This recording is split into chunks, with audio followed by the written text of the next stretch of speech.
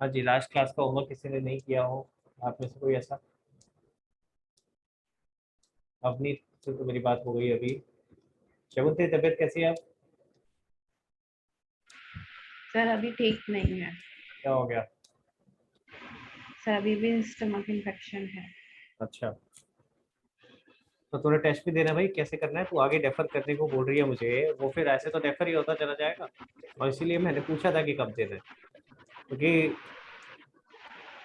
अगला टेस्ट लेना है मेरे को यार आगे, इसका रिटायरमेंट का।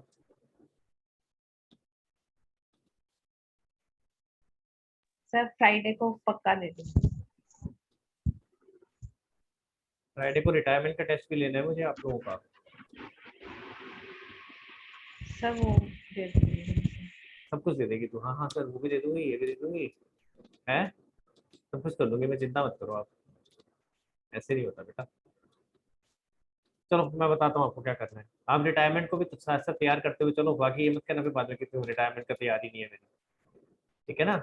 तो रिटायरमेंट को करो, जो क्वेश्चंस रह गए हैं उनको कंप्लीट करो। पहला टारगेट आपका अभी इस समय यही होना चाहिए अवनी शगुन, कि आपका जो पुराना छूटा हुआ है, ठीक है, प्लीज उसे कवर अप करो। नेक्स्ट क्लास तक मुझे ये होना चाहिए कि हाँ आपका ये सारा खत्म हो गया।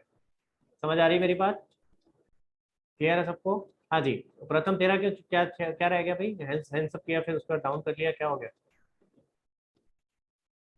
सर मैंने आधा होमवर्क करा था। तो उसके बाद मैंने तुम्हें 2 घंटे की क्लास मिस कर दी, छोड़ दी, कोई होमवर्क नहीं दिया आगे, तो उसमें नहीं करने को बोला था मैंने कि कर लेना। नहीं लास्ट सर, क्लास वो मैंने बाद नहीं में ली। थी ना, पेपर था। अरे तो लास्ट क्लास नहीं ली तो 2 घंटे उसके नहीं मिले? मैंने क्या लिखा था उसके बाद? कि भैया जिसका पेंडिंग है प्लीज खत्म कर लेना। इसीलिए तो लिखा था प्रथम। जब लास्ट क्लास नहीं ली, मुझे बता, क्लास लेता तो 2 घंटे उसमें लगाता, तो वो 2 घंटे में काम नहीं कर सकता था? दिस इज नॉट फेयर यार। क्लास ले रहा था तब के लिए मैंने मना नहीं किया था आपको, आपने बोला कि प्रॉब्लम है, मैंने कहा ठीक है चलो कोई बात नहीं, पर मैंने जब इसीलिए तो मैसेज किया था बेटा कि कर लेना इसको।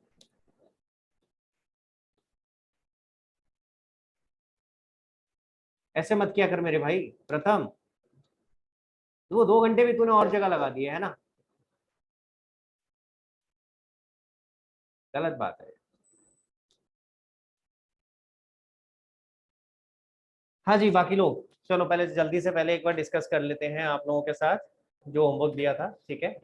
ब्रॉडली एक बार जल्दी से डिस्कस करते हैं, जो जो डाउट्स हैं आपके वो ले लेते हैं। समीक्षा ज्वाइन कर रही है बेटा? नहीं कर रही है आज वृंदा? सर उसका मैसेज नहीं आया अभी तक। फोन करके देख ले एक बार, नहीं उठाएगी तो फिर हम आगे बढ़ते हैं। हाँ जी, क्या क्या होमवर्क दिया था? कहाँ आरव, अपना हैंड रेज कर बेटा, so that I can see you. क्या क्या होमवर्क दिया था जरा बताओ मुझे। सर हिडन गुडविल के क्वेश्चन दिए थे, फिर वो जो 19 और 20? Yes sir. उससे पहले भी और कुछ दिया था, 19 20 था। हाँ जी, 19 20 में किसी को कोई दिक्कत? बताओ भाई, क्वेश्चन नंबर 19 और 20 प्लीज समझ करो अगर क्लियर है तो। क्वेश्चन नंबर 19 और 20 में किसी को कोई प्रॉब्लम? चलो आगे। हाँ जी, उसके बाद क्या दिया था बेटा? कैपिटल सर एडजस्टमेंट वाले क्वेश्चन थे, लोन वाले यस थे, सर। 39 से लेके 41 तक। 39 से 41 में कोई दिक्कत? क्वेश्चन 39 से 41।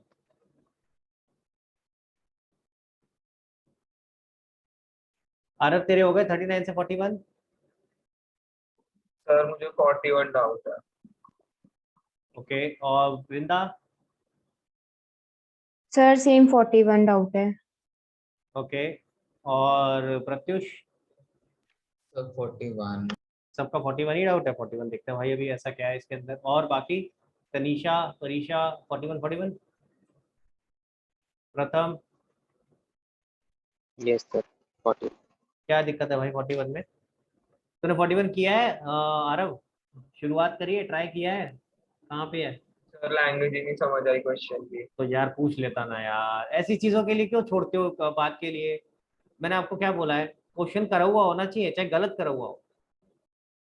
तो अगर क्वेश्चन शुरू ही करना नहीं समझ आ रहा, तुम ये चीज तो मेरे से नहीं पूछ सकते थे फोन पे, बताओ। पहले पूछा आज तक या नहीं पूछा है कि सर ये लैंग्वेज समझा दो, इसका क्या मतलब है? सर पूछा है। तो फिर क्यों भूल जाते हो ये काम? क्यों उसको छोड़ देते हो कि छोड़ो यार ये तो समझ में नहीं आ रहा, छोड़ दो आगे बढ़ते हैं? ऐसे नहीं करना भाई। देखो क्या लिखा है, Ram Manohar and Joshi were partners in a firm, Manohar retired and his claim including his capital and share of goodwill was 180। यानी ये टोटल अमाउंट है 180 का। यहाँ तक समझ आ गया?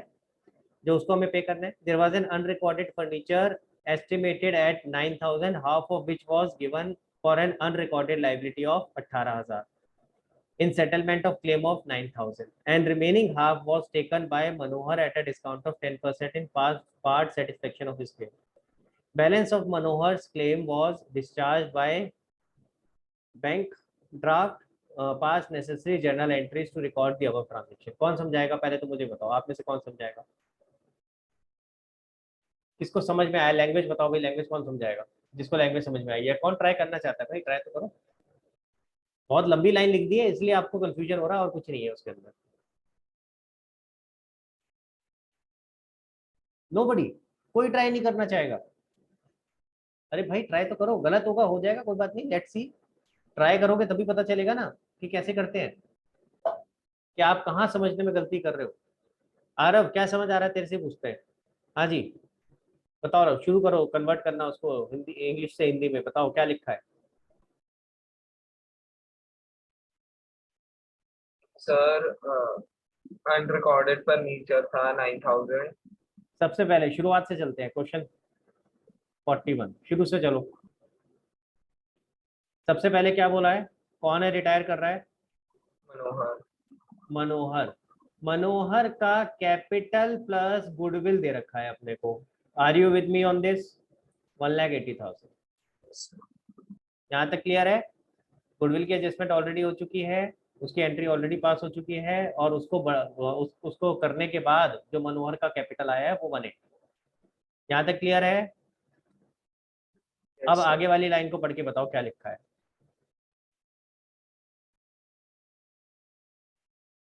बोलो। सर हमने फर्नीचर 9,000 रिकॉर्ड किया हुआ। एक फर्नीचर है जो अभी तक रिकॉर्डेड नहीं है, कितने का है वो? 9,000 रुपीज। 9,000। क्लियर हो गया? अनरिकॉर्डेड फर्नीचर है 9,000 का। अगर सिर्फ इतना होता तो हमें फर्नीचर को रिकॉर्ड करना होता। हम फर्नीचर को रिकॉर्ड करते, एंट्री करते furniture account debit to realization, और फिर जो रियलाइजेशन का प्रॉफिट लॉस होता है वो सारे पार्टनर्स में ओल्ड पार्टनर ओल्ड रेशियो में बढ़ जाता है। Are you with me? Clear हो गया यहाँ तक? Yes sir. आई थिंक यहाँ इसमें तो वो प्रॉब्लम नहीं होती। अब आगे बढ़ते हैं। कह रहा है ये अनरिकॉर्डेड है, हाफ ऑफ विच, तो पहले इसका आधा कर लेते हैं भाई। ये लो, हाफ कितना हो गया? 4,500। कह रहा half of which was given for an unrecorded liability of 18,000 in settlement of claim of 9,000। तो यहाँ एक और बना लेता हूँ मैं, ये लो। just a second, इसको दोबारा रिस्टार्ट करना पड़ेगा।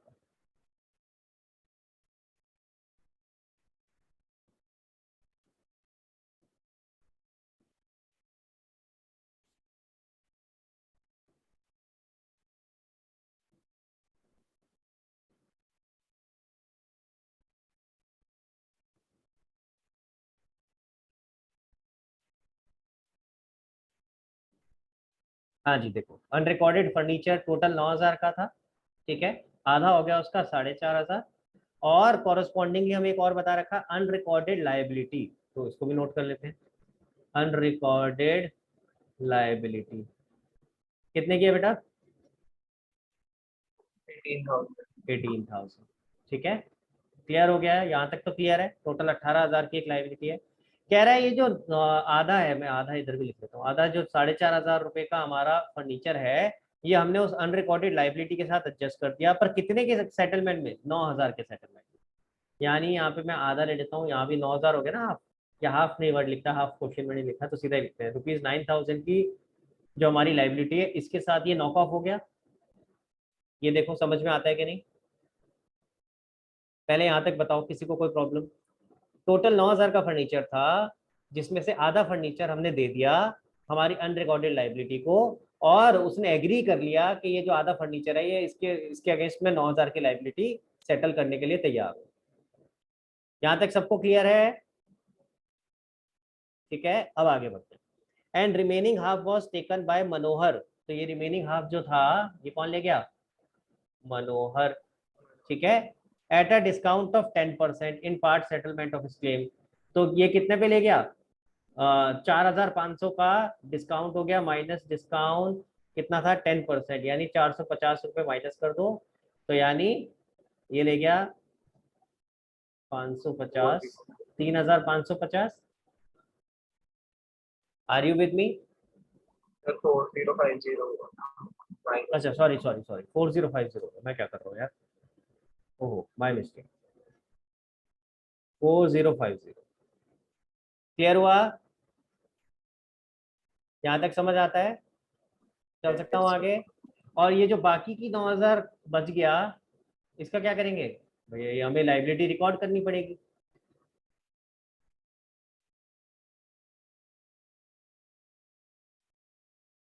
देखो समझ आया कि नहीं आया? बताओ भाई, यहाँ तक समझ आया आप लोगों को?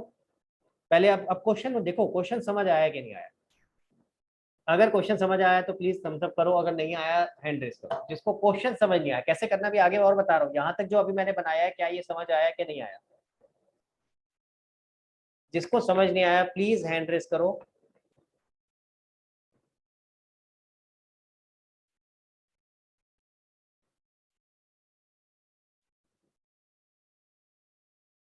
शगुन क्लियर है? Yes sir. चलो ग्रेट। हाँ जी, अब एंट्रीज करना शुरू करते हैं। देखो भाई, जो ये वाला पार्ट है जो आपस में इन्होंने नॉक ऑफ कर दिया, तो अब ना मेरी इतने पार्ट के लिए ना ही एसेट बचा मेरे पास, ना इतनी की लाइबिलिटी है। ये तो आपस में सेटल हो गया। तो मैं या तो पहले सारे के सारे एसेट को रिकॉग्नाइज करता, सारी की सारी लाइबिलिटी को रिकॉग्नाइज करता, फिर इनको नॉक ऑफ करने की एंट्री मारता। वो सब करने का फायदा नहीं है, अभी तक रिकॉर्डेड ही नहीं था। तो और ये तो बाहर से बाहर ही सेटल हो गया, तो इसको रिकॉर्ड करने की जरूरत नहीं है। तो इसके लिए नो एंट्री आ गई। Are you with me? जब ये 4,500 का एसेट दे करके 9,000 की लाइबिलिटी मैंने नॉक ऑफ कर दी, और ये दोनों ही मेरी बुक्स में नहीं थे। अगर ये बुक्स में होते तो कुछ प्रॉफिट लॉस मुझे रिकॉर्ड करना पड़ता। समझ में आ रही है मेरी बात? ये क्योंकि मेरी बुक्स में ही नहीं थे अभी तक, तो ये आपस में सेटल हो गए, तो मुझे इसको रिकॉर्ड करने की जरूरत ही नहीं। अब बात बची किसकी? दो चीजों की। एक जो 4,500 का ये फर्नीचर बचा है, पहले मुझे इसको रिकॉर्ड करना है। ठीक है, अब ये 4,500 का रिकॉर्ड नहीं होगा, कितने का होगा? 4050। क्यों 4050 का होगा? क्योंकि आज की डेट पे जब मनोहर इसको लेके जा रहा है तो 4050 पे लेके जा रहा है, तो आज की डेट की वैल्यूएशन हम क्या लगा रहे हैं इसकी? 4050। समझ आई मेरी बात? ठीक है, तो जितने पे वो लेके जा रहा है आज की डेट पे हम उसको उतने पे वैल्यू कर रहे हैं, तभी तो उतने पे लेके जा रहा है। वो नहीं तो ऐसे कैसे लेके जाएगा? तो इसलिए हम उसको रिकॉर्ड करेंगे 4050 पे। और सिमिलरली हमें ये जो अनरिकॉर्डेड लाइबिलिटी है 9,000 की, जो फ्यूचर में पे करनी है, इसको हम रिकॉर्ड करेंगे। तो यानी कि हमारी दो एंट्रीज क्या हो जाएंगी बेटा जब हम इनको रिकॉर्ड करेंगे? तो पहले एसेट को रिकॉर्ड करते हैं। हमें इसमें क्या करना था? जनरल एंट्री पास करनी है। तो देखो भाई, पहली जनरल एंट्री हो जाएगी आपकी, आप इसको रिकॉर्ड करोगे एसेट को, तो फर्नीचर टू रिवैल्यूएशन 4050 और इधर एंट्री हो जाएगी जब आप इसको रिकॉर्ड करोगे तो रिवैल्यूएशन टू लायबिलिटी। ठीक है, 9,000। समझ में आ गई बात? क्लियर? थर्ड एंट्री क्या होगी बेटा? थर्ड एंट्री होगी आपकी, इन दोनों का नेट करोगे जब जब इन दोनों का नेट करोगे तो रिवैल्यूएशन का प्रॉफिट लॉस निकल आएगा।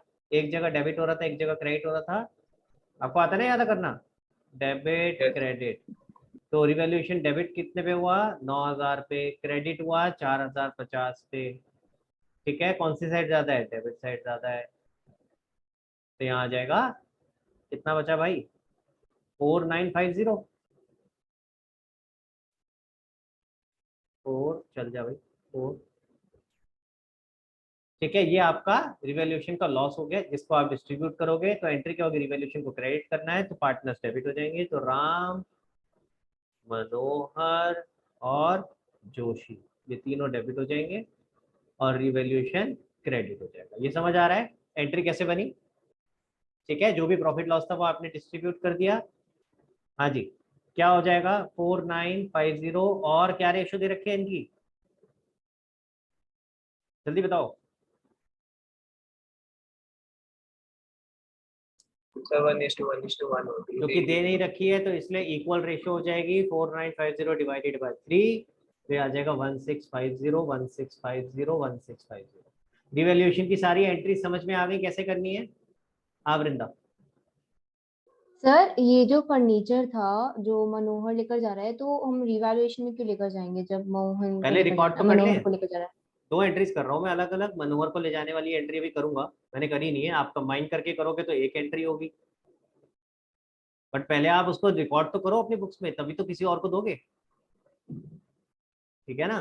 तो अब सेकेंड एंट्री क्या होगी इसके बाद, जब आप क्या नाम है मनोहर को दे दोगे फर्नीचर, तो मनोहर डेबिट हो जाएगा और फर्नीचर आपके पास से जा रहा है इसलिए क्रेडिट हो जाएगा। 4050 4050। देखो आप समझ आया कि नहीं आया वृंदा? क्लियर हुआ? अब मनोहर का कैपिटल देखो कितना हो गया। मनोहर डेबिट हो रहा है तो उसका कैपिटल कम हो जाएगा, तो माइनस फर्नीचर टेकन 4050, 1,80,000 में से माइनस 4050 17। अच्छा इसमें रियलाइजेशन का लॉस भी तो आएगा, तो इसका शेयर है रियलाइजेशन के लॉस में। रियलाइजेशन लॉस वो कितना था? 16 समथिंग था ना, 1650। 1650 वो माइनस हो जाएगा, ठीक है, माइनस 1650, तो ये कितना बचेगा? 174,300। So this is the amount which we have to pay to मनोहर। समझ में आ रहा है सबको कैसे निकाला मैंने? मनोहर का टोटल 180 देना था। मनोहर देखो कहाँ कहाँ आ रहा है, ये देखो मनोहर आ रहा है, ये देखो मनोहर आ रहा है। जहाँ क्रेडिट हो रहा है उतने से मनोहर बढ़ेगा, जहाँ डेबिट हो रहा है उतने से मनोहर कम हो जाएगा। दोनों जगह डेबिट हो रहा था तो इसलिए दोनों अमाउंट से कम कर दिया। क्लियर हो गया गाइस? तो अब इसके बाद क्वेश्चन ने बोला मनोहर को सेटल कैसे करना है। Was discharge by bank draft, भाई इसको पेमेंट कर दो। 5वीं एंट्री हो जाएगी, मनोहर कैपिटल अकाउंट डेबिट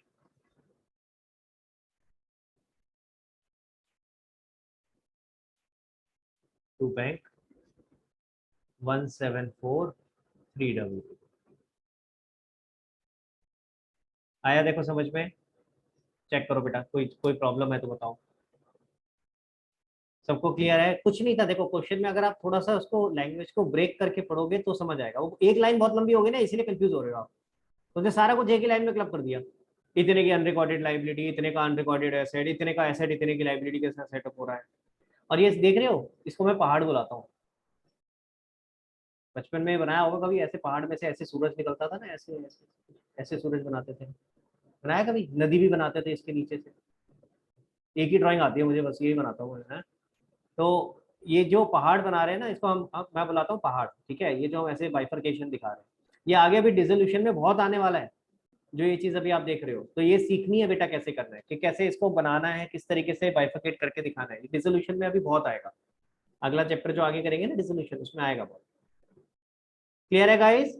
अगर वृंदा आप इन दोनों एंट्रीज को कंबाइन भी करते, रिवैल्यूएशन में तो इफेक्ट फिर भी जाता। अगर आप इन दोनों एंट्रीज को कंबाइन भी कर लेते बेटा, तो एंट्री क्या बन जाती है आपकी? फर्नीचर फर्नीचर कैंसिल हो जाता, मनोहर टू रिवैल्यूएशन। भाई आप एक नया एसेट रिकॉर्ड कर रहे हो, ठीक है, चाहे उसके बाद आप किसी और को दे रहे हो, क्या कर रहे हो, लेकिन एसेट तो रिकॉर्ड करोगे अपनी बुक्स में, फायदा तो है। तो रिवैल्यूएशन पे तो इम्पैक्ट जाना ही जाना है ना यार। चलें आगे, फोटो खींच ली भाई इसकी, ये लो। हाँ जी, क्वेश्चन नंबर 41 तक हो गए अब सारे। चल सकता हूँ आगे? ओके, आगे कौन सा था भाई आरव? कहाँ तक हो चुका था हमारा डिस्कशन? आई थिंक 50 तक हो चुका था if I am not wrong. 50 onwards मैंने आपको दिए थे, 50 से लेके 54 तक। 50 से 54 तक किसी को कोई डाउट है तो बताओ। 50 से 54 तक 2 क्वेश्चन तो मैंने कराई दिए थे इनफैक्ट, बाकी आपको दिए थे। हाँ वृंदा। सर 54 की जो एडजस्टमेंट टेबल है ना, उसमें डाउट था। हाँ देख लेते हैं, तूने कराया भाई आरव? सर मुझे भी डाउट। अबे डाउट है तो क्या 54 में ही है? Yes sir. क्या डाउट है पहले तू पूछ ले। सर आ नहीं रहा। मैच नहीं हो रहा। आंसर मैच नहीं हो रहा, कहाँ Yes, sir. गड़बड़ कर रहे हो? चेक करना एक बार परीक्षा जरा, आपका आंसर मैच हुआ है? Yes, sir. हाँ जरा चेक करो कहाँ गलती करी है, मैं आपको दिखा रहा हूँ, जरा मुझे बताओ। रिवैल्यूएशन चेक करो सबसे पहले।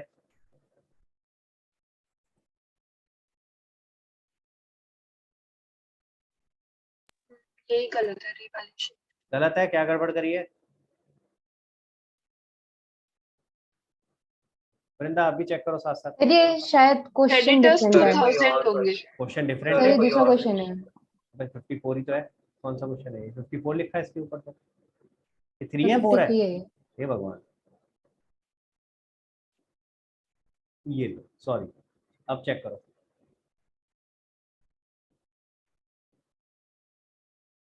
परीक्षा चेक करो बेटा। ये सही है नीचे। आरम तेरा हो गया?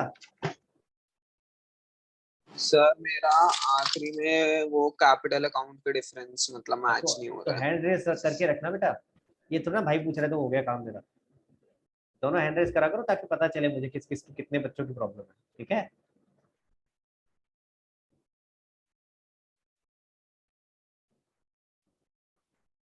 सर बाय बैंक गलत है। लता का। यहाँ से शुरू करते हैं। हाँ। बैलेंस ठीक है, हाँ ठीक है। देन ये 40,000 की एंट्री ठीक है, हाँ ठीक है। दोनों जगह देख लिया। हाँ।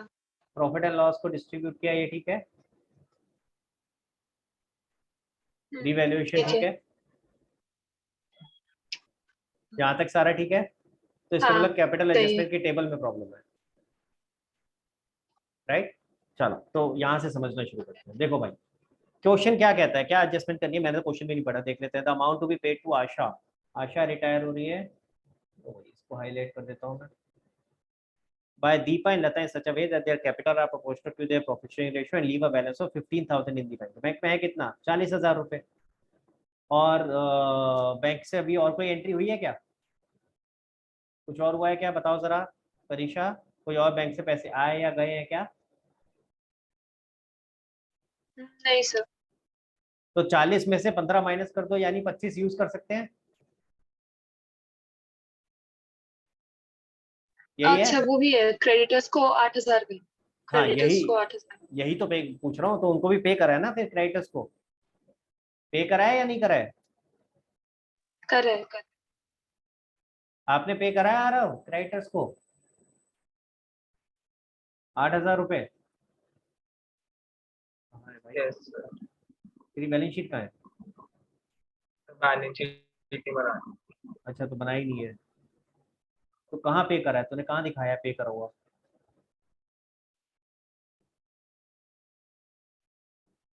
बेटा ये एक्चुअल नहीं कैपिटल किया। चेक करना है, ये सही है क्या परीक्षा? ये दोनों फिगर ठीक है क्या, चेक करो। सही है सर। ये सही है, तो टोटल 94,750 आ गया, यहाँ तक तो ठीक हो गया। फिर तेरा 94,750 नीचे क्यों लिखा है तूने एडिशनल कैपिटल में? एडिशनल कैपिटल कैसे निकाला बेटा? ये तेरा अमाउंट बनेगा, कितना पे करना था इसको, आशा को? आशा का बैलेंस कितना आ रहा था? सर 1,19,750 ठीक है वो। ठीक है, अगर उसमें से -25,000 कर देंगे तो ये आएगा 94,750। 1,19,750 ये ठीक है, माइनस कितना पे करेंगे इसमें से? 40 में से 15 गया 25, 25 में से 8 और जाएगा ना। 17। आपने 25 पे किया है ना बेटा, तो कहाँ किया? आप कह रहे हो कि आपने पे कर दिया, 17 होगा ना बेटा। सर नहीं किया उसके बाद। तो फिर ये क्यों बोल रहा है पे कर दिया? तभी तो मैं पूछ रहा हूँ कि तूने दिखाया है ये पे किया है, तो तूने पे नहीं करके दिखाया ना बेटा।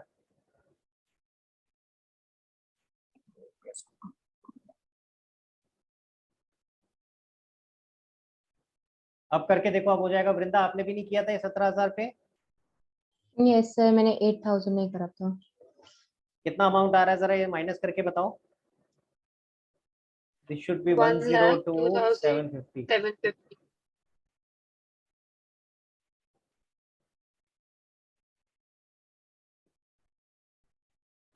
आइडियली क्लियरली इसने लिखा नहीं है, अगर मैं लाइन पढ़ता हूँ ना तो लाइन पढ़ के ये क्लियर नहीं लग रहा कि ये पे हुआ है कि नहीं हुआ है। इसने ऐसे लिखा है, liability for claim included in creditor for 10,000 is settled at 8,000। ठीक है, अब इसको पढ़ के ऐसा लगता है कि सेटल्ड एट 8,000 का मतलब ये तो नहीं है कि हाँ हमने भाई उससे एग्री कर लिया कि 8,000 पे करना है और 2,000 अब पे नहीं करना। पर जब भी सेटल्ड एट लिखा होता है इसका मतलब है कि आपने फुल एंड फाइनल सेटलमेंट कर दिया है, यानी पेमेंट कर दिया है, इसको क्लोज कर दिया है। समझ रहे हैं आरव? इसीलिए कंफ्यूजन हुआ होगा आपको। यही प्रॉब्लम था कि आपको इसमें समझ नहीं आया कि ये हमने पे करा है। अभी क्लियर हो गया कि आपने 8,000 पे कर दिया है। ये नहीं है सिर्फ कि 10,000 की लाइबिलिटी 8,000 पे आ गई है, आपने 8,000 पे करके नक्की किया, सेटल्ड लिखा है, क्लोज हो गया। समझ आ रहा है बाकी सबको भी ये वाला पॉइंट? हाँ परीक्षा। तो मुझे एक चीज पूछनी थी, अगर इसकी बैलेंस शीट बनती हाँ तो क्रेडिटर्स को हम 10,000 से माइनस करते ना, बिल्कुल 8,000 से। 10 से करते हैं ना, पर समझो क्यों कैसे कर रहे हैं। पहले आप पहले तो आप एक एंट्री कर रहे हो 2,000 से क्रेडिटर कम कर रहे हो, दूसरा इफेक्ट रिवैल्यूएशन में जा रहा है, तो 2,000 तो इस वजह से कम हुए। और 8,000 का इफेक्ट क्या हो रहा है, 8,000 से आपकी पेमेंट हो रही है और 8,000 कैश में से भी कम हो रहा है। तो आप ऐसे समझो, ये मत रटो कि 10,000 से कम कर रहे हैं। 10,000 से क्यों कम कर रहे हैं वो समझो। पहले तो आपने क्रेडिटर को 2,000 से कम किया, भैया आपने कहा कि 10,000 की लाइबिलिटी 8,000 पे आ गई है, तो आपने एक तो 2,000 से इस तरह से कम किया, क्रेडिटर 2,000 कम हुए, रिवैल्यूएशन में 2,000 का इफेक्ट किया। दूसरा, आपने 8,000 पे कर दिए, तो 8,000 से क्रेडिटर माइनस हुए और 8,000 से कैश माइनस हुए। क्लियर हो गया आरव? आई होप क्लियर है आरव, सबको क्लियर है? अब करके देखो क्या हो जाएगा। Yes, sir. चलो भाई और बताओ, और तो कोई डाउट नहीं, बस हो गए क्वेश्चंस यही थे? चल सकते हैं आगे? चलो भाई आज नया टॉपिक शुरू करते हैं अब, जिसका नाम है डेथ। ठीक है, डेथ तो सबको समझ में आता है क्या होता है? क्या होता है भाई डेथ में? हाँ भाई कौन बताएगा मुझे? बताओ भाई, कोई तो बताओ। आरव क्या होता है डेथ में? सर मर जाता है पार्टनर। मर जाता है पार्टनर। अरे क्या क्या होता है, थोड़ा ड्रामेटिकली बताया, ऐसे थोड़ा ना होता है। सर आप लोगों ने पिक्चर में ही देखा, वो एक काला कपड़ा सा कुछ, वो काला सा वो क्या होता है, वो ओवरकोट सा पहन के आता है एक आदमी, है हाथ में एक वो होता है कुछ उसके भाला सा कुछ, ऐसे वो ऐसे करता है, ऐसे ऐसे वो अपने जो भी उसका इंस्ट्रूमेंट होता है उसको ऐसे करता है और उसमें से अंदर से रूह निकाल के ले जाता है। देखा है ना कभी ऐसे कुछ? नहीं देखा है कभी किसी ने? क्या बोलते हैं उसको, कौन होता है वो? यमराज है। वो आता है और कहता है बस तेरा धरती पे समय पूरा हो चुका है, और वो ऐसे करेगा, ऐसे कुछ जो भी होता है उसको क्या कहते हैं यार, वो जो उसके हाथ में वो होता है weapon, I don't know what you call that. पता है किसी को क्या कहते हैं उसको? क्या यार पिक्चर विक्चर नहीं देखते तुम लोग हैं? कभी देखा नहीं किसी ने ऐसे कुछ करते हुए? वो कहता है चल भाई ऊपर चल, तेरा समय आ गया है। हाँ जी, तो आज हम वही करने वाले हैं। अब जब भी डेथ करोगे तो इमेजिन करना, देखते तुम्हारी विजुअल पावर कितनी अच्छी है, इमेजिन करना ऐसे करके कोई आ रहा है निकाल के लेके जा रहा है। हाँ, तो डेथ तो समझ में आ गई क्या होती है। डेथ का क्या मतलब हुआ कि भाई जो पार्टनर था वो खत्म हो गया, मर गया, यमराज उसको लेके चले गए। अब जब यमराज उसको लेके चले गए तो भैया वो हमारा पार्टनर तो रहा नहीं, अभी तक तो हम मिलकर के काम कर रहे थे, अब तो वो खत्म गया, टाटा बाय बाय है। तो अब ऐसे में क्या होगा? अभी तक आप क्या करते आ रहे हो, ध्यान से देखो, आप इवेंट्स समझ रहे हो। आपने क्या करा, कितने चैप्टर कर लिए?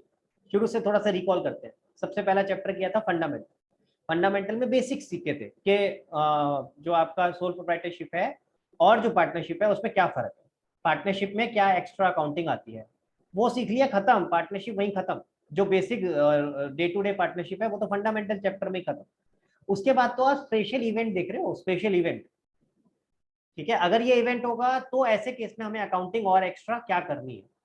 समझ आ रहा है मेरी बात? तो जो पहला चैप्टर था उसी में आपने पार्टनरशिप में जो भी चेंजेस थे, जो भी रोजमर्रा की अकाउंटिंग होती है वो आपने सीख ली थी। उसके बाद तो आप स्पेशल इवेंट सीख रहे हो। पहला इवेंट हुआ चेंज इन पीएसआर, यानी जो पार्टनर्स थे उनमें आपस में रेशियो चेंज हो गए। फिर एक इवेंट हुआ एडमिशन, एक नया पार्टनर आया। फिर एक इवेंट हुआ रिटायरमेंट, एक पार्टनर चला गया। अब एक इवेंट हो गया डेथ, इसमें भी एक पार्टनर जा रहा है। बस फर्क क्या है? दो फर्क है, पहले वाले में अपनी मर्जी से गया था, यहाँ उसकी मर्जी नहीं है। यहाँ तो उसको लेके जा रहे हैं ना वो, है ना, तो यहाँ उसकी मर्जी नहीं है भाई। तो एक फर्क तो ये हो गया, पर उससे हमें अकाउंटिंग पे फर्क नहीं पड़ेगा, चाहे अपनी मर्जी से जाए चाहे वो जबरदस्ती उसको लेके जाया जा रहा है, गया ना हमारे पास से। तो इसका मतलब ये तो कॉमन फैक्टर हो गया कि रिटायरमेंट में भी जा रहा था, डेथ में भी जा रहा है। So this would be a lot similar to retirement, this would be a lot similar to retirement. अब दूसरा फर्क क्या है, दूसरा फर्क यह है रिटायरमेंट क्योंकि मैं अपनी मर्जी से जा रहा हूं तो मैं प्लान करके जाऊंगा, और इसीलिए नॉर्मली रिटायरमेंट साल के एंड में होती है। मान लो सोचो मैं परीक्षा और वृंदा हम तीनों मिलकर के पार्टनरशिप में काम कर रहे हैं, और कुछ भी हो सकता है, मान लो लड़ाई हो गई है और परीक्षा और वृंदा ने कहा मैं तुम्हारी शक्ल नहीं देखना चाहती, तो मैं ये तो कर नहीं सकता ना, अच्छा ठीक है तुम, मैं कैमरा बंद कर देता हूँ, भाई पार्टनरशिप में तो काम कर रहे हैं मिलकर के, है ना। क्लास होती तो मैं कह देता अच्छा शक्ल मत देखो। तो अब अल्टीमेटली होगा क्या भाई, जो भी लड़ाई हुई जो भी हुआ, मैंने कहा ठीक है मैं भी नहीं देखना चाहता, खत्म करते हैं। अब क्योंकि ये प्लान करके हो रहा है तो हम नॉर्मली क्या किया जाता है ऐसे केस में, चल ठीक है ये वाला साल और मैं काम कर रहा हूँ, इसके बाद से अगले साल से तुम अलग मैं अलग। क्लियर हो गया? This is how it normally happens, unless हमारी लड़ाई इतनी ज्यादा हो जाए जिसके हम कहते हैं नहीं नहीं आज से ही शक्ल नहीं देखनी, तब अलग हो जाता है। तब फिर वो क्या होता है रिटायरमेंट ड्यूरिंग द ईयर, जो कि हम नहीं सीख रहे, हमारे सिलेबस में नहीं। क्लियर हो गया? ठीक है। अब डेथ के केस में क्या होगा सोचो, अब वो आ रहे हैं भाई साहब यमराज जी, है तो उससे क्या कह रहे हैं, रुक जाओ साल खत्म होने दे फिर ले जाइए। बड़ी मुश्किल हो जाएगी पार्टनर्स को, है क्या अकाउंटिंग बीच में कहाँ कैसे करेंगे, क्या करेंगे, एक थोड़े दिन रह गए, थोड़े महीने रह गए, साल खत्म हो जाना, तो फाइनेंशियल ईयर के एंड में ले जाइए, तो बन जाएगा तुम्हारी, वो तो होने नहीं वाला भाई, है ना। तो वो तो जवानी है, डेथ तब होनी है तो होनी है, यू कांट हेल्प इट। तो यहाँ सेकंड डिफरेंस जो आएगा वो क्या आएगा कि death will happen any time between the year, it can happen any time between the year. अब क्योंकि साल के बीच में हो रही है तो कुछ और स्पेसिफिक चीजें आएंगी जो हमें यहाँ सीखनी है। समझ आया? तो मैंने दोबारा से रिपीट कर रहा हूँ, death is a lot similar to retirement, और इसीलिए पहले ये रिटायरमेंट के चैप्टर का ही पार्ट हुआ करता था, अब इसको अलग कर दिया है, पहले ये उसी का पार्ट होता था। It is a lot similar to retirement, लेकिन यहाँ फर्क क्या है, यहाँ पे फर्क है कि आपका death can happen any time during the year. तो क्योंकि अभी any time during the year होगी तो कुछ एक्स्ट्रा स्टेप्स होंगे जो अपने को सीखने। मैं आपको एक यहाँ पे एग्जांपल लिख के दिखा रहा हूँ, जरा देखेंगे उसको, और मैं चाहता हूँ कि एक जना मेरे साथ डिस्कशन में आए। कौन आना चाहेगा आज? कौन ऐसा है जो बहुत कम डिस्कशन करता है मेरे साथ? देखते हैं अपने आप हैंड रेस होता है या नहीं होता है, नहीं तो मैं ही बुलाता हूँ। तनीषा ऐसे देख रही